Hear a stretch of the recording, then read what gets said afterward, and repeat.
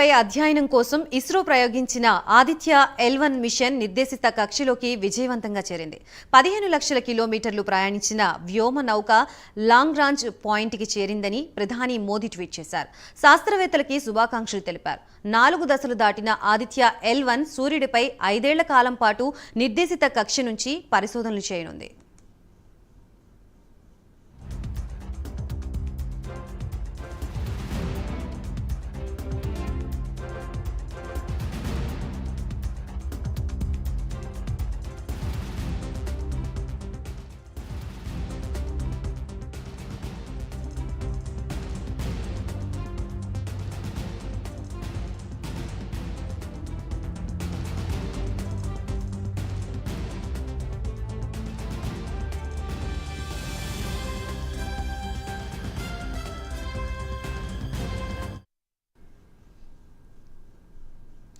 సూర్యుడిపై అధ్యయనం కోసం ఇస్రో ప్రయోగించిన ఆదిత్య L1 మిషన్ నిర్దేశిత కక్షలోకి విజయవంతంగా చేరింది.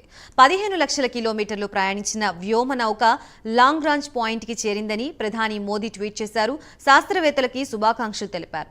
4 దశలు దాటిన ఆదిత్య L1 సూర్యుడిపై 5 ఏళ్ల కాలం పాటు నిర్దేశిత కక్ష నుంచి పరిశోధనలు చేయనుంది.